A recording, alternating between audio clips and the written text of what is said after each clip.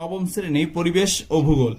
প্রথম বলছে দেখো, বিকল্পগুলি থেকে ঠিক উত্তরটি নির্বাচন করে লেখো।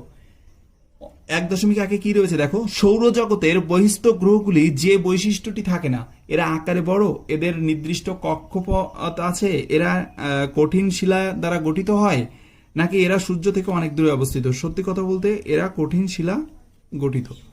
ওকে, এটাই হবে সঠিক উত্তর। এরপর রয়েছে দেখো দ্বিতীয়টি, সূর্য উত্তরায়ণের শেষ সীমা হলো মকর ক্রান্তি রেখা, কর্কট ক্রান্তি রেখা, কুমেরুবৃত্ত রেখা নাকি সুমেরুবৃত্ত রেখা। তো এটি হবে কর্কট ক্রান্তি রেখা। মানবিক সম্পদের একটি উদাহরণ। মানবিক সম্পদ কোনটি? মানবিক সম্পদ কিন্তু সূর্যালোক নয়, প্রাকৃতিক গ্যাস নয়, ভূতাপ শক্তি নয়। মানবিক সম্পদ হচ্ছে মানুষের যে সম্পদ, অর্থাৎ মানুষের কর্মসম্পদ, দক্ষতা। অর্থাৎ এরপরে রয়েছে দেখো, বাক্যটি সত্য হলে ঠিক এবং অসত্য হলে ভুল লেখো। সত্য হলে ঠিক এবং অসত্য হলে কি লেখো? ভুল লেখো। তো এখানে আমরা কি কি লিখবো দেখো। প্রথমে রয়েছে নিরক্ষরেখা অভিকর্ষের মান সর্বাধিক। নিরক্ষরেখায় কি অভিকর্ষের মান সর্বাধিক? না, এটি মিথ্যা, অর্থাৎ এটি হবে ভুল। এরপর রয়েছে দেখো, কোরিওলিস বলের, অর্থাৎ তোমরা এখানে কিন্তু ভুল লিখতে বলেছে, তাহলে তোমরা ভুল লিখেই দেবে। ভুল বানান লিখতে গিয়ে কেউ ভুল করো না, কারণ ভুল বানানে কিন্তু রস্যকার আসে। এরপর কোরিওলিস বলের প্রভাবে উত্তর গোলার্ধে আয়ন বায়ুর বাম দিকে বেঁকে যায়, এটাও ভুল। এবার রয়েছে দেখো, অচিরাচরিত শক্তির একটি উৎস হলো জোয়ার ভাটার শক্তি। অচিরাচরিত শক্তির উৎস জোয়ার ভাটার শক্তি, এটা কিন্তু সত্য। সংক্ষিপ্ত প্রশ্ন, কোন একটি নিরপেক্ষ সামগ্রীর সম্পদ হয়ে ওঠার শর্তগুলি উল্লেখ করো। ভালো করে বোঝো, কোন একটি নিরপেক্ষ সামগ্রীর সম্পদ হয়ে ওঠার শর্তগুলি উল্লেখ করো। এটি আমরা এখন লিখব। তো আমরা কিভাবে লিখব দেখো,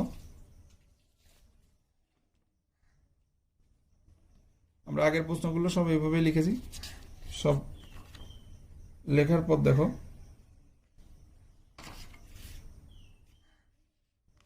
আমাদের এখানে কিন্তু সত্য নয়, এখানে বলেছে যে অসত্য হলে ভুল আর বাক্যটি সত্য হলে ঠিক। তোমরা এখানে ঠিক কথাটি লিখবে, ঠিক। ওকে, এখানে কিন্তু ঠিক লিখবে, ঠিক। ওকে, তারপর দেখো, আমাদের যে প্রশ্নটির কথা আমরা পড়লাম, যে কোনো একটি নিরপেক্ষ সামগ্রীর সম্পদ হয়ে ওঠার শর্ত, কি কি শর্ত আমাদের লাগবে। প্রথমে দেখো, নিরপেক্ষ সামগ্রী কাকে বলে সেটা আগে জানি, যে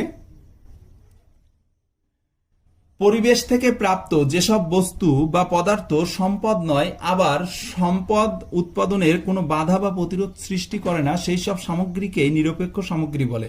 তবে আজ যা নিরপেক্ষ উপাদান তা আগামী দিনে সম্পদে পরিণত হতে পারে। কিছু শর্ত রয়েছে। প্রথম হচ্ছে, অবশ্যই তার কার্যকারিতা থাকবে। কি থাকবে? কার্যকারিতা থাকবে। দেখো, অবশ্যই তার কি থাকবে? কার্যকারিতা থাকবে। তো কার্যকারিতায় থাকবে, দেখো এখানে আমরা প্রথমে যে লিখেছি, কোন নিরপেক্ষ উপাদানের যদি কার্যকারিতা থাকে তা মানুষের কাজে লাগে, তবে সেটি সম্পদে পরিণত হতে পারে। কিসে পরিণত হতে পারে? সম্পদে পরিণত হতে পারে। দেখে নাও, তবে সেটি সম্পদে পরিণত হতে পারে। এরপর যেমন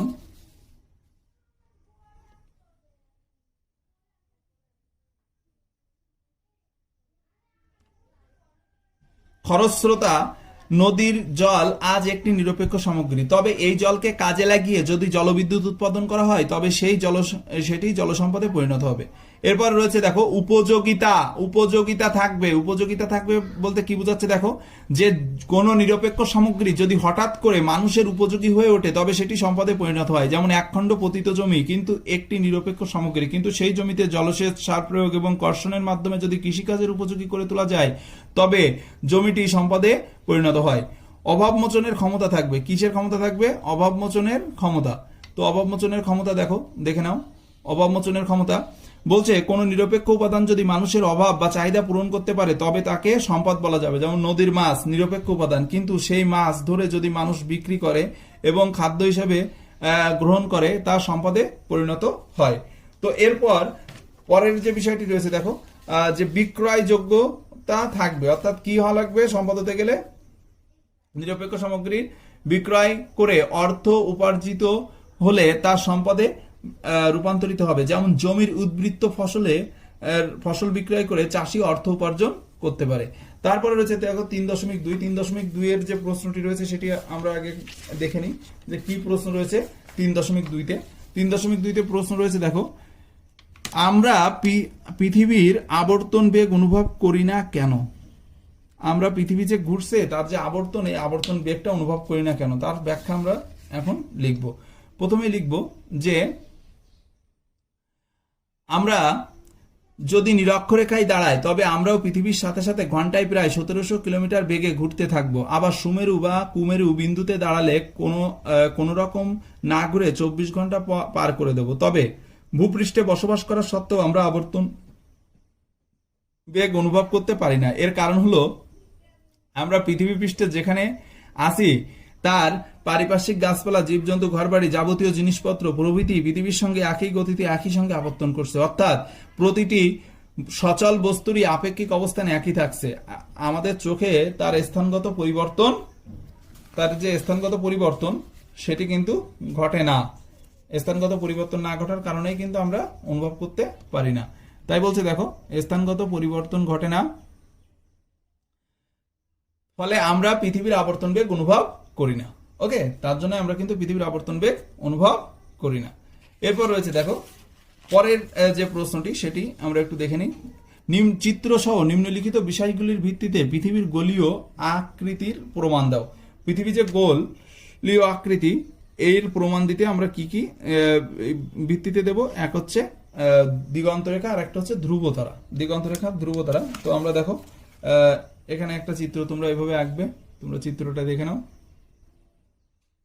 এই হচ্ছে চিত্র তোমাদের। উচ্চতার সাথে সাথে দিগন্তরেখার পরিধি বৃদ্ধি। হ্যাঁ, এখানে তোমরা এভাবে এঁকে নেবে। আর আমরা পয়েন্টে কি লিখবো? পয়েন্টে লিখবো দেখো,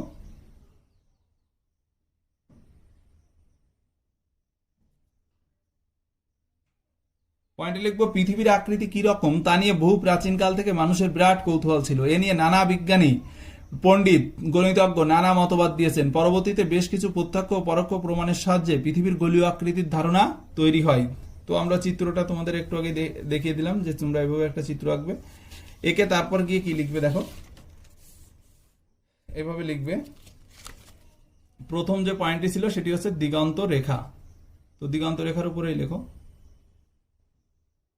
দিগন্ত রেখায় বলছে ভূপৃষ্ঠ থেকে যত উপরে যাওয়া যায় দিগন্ত রেখার পরিধি ততই বেড়ে যায়। ছবিতে স্তম্ভটির অবস্থান থেকে অবস্থানে গেলে দিগন্ত রেখার পরিধি বৃদ্ধি পায়। আবার দেখো বিমান থেকে দেখলে আরো অনেক বেড়ে যাবে।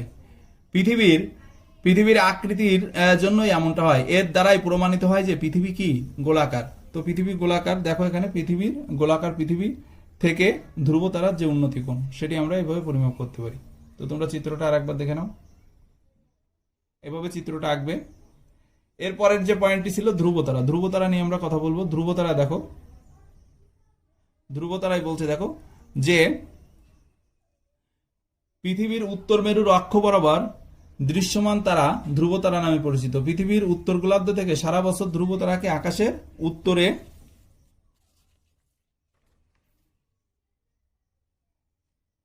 নির্দিষ্ট স্থানে দেখা যায়। যখন ম্যাপ, কম্পাস কিছুই ছিল না তখন ধ্রুবতারাকে দেখে মানুষ দিক নির্ণয় করত। তবে মজার ব্যাপার, নিরক্ষরেখা থেকে যত উত্তরে যাওয়া যাবে তারাটিকে ততই প্রতি রাতে উপরের দিকে উঠতে দেখা যাবে। উত্তর মেরুতে এর উন্নতি কোণ 90 ডিগ্রি। উত্তর মেরুতে এর উন্নতি কোণ কত হবে? 90 ডিগ্রি। পৃথিবী গোল বলেই এমন হয়। যদি সমতল হতো তাহলে তারাটি সব জায়গা থেকে একই অবস্থানে দেখা যেত। তো এর মাধ্যমে আমাদের ভূগোল শেষ।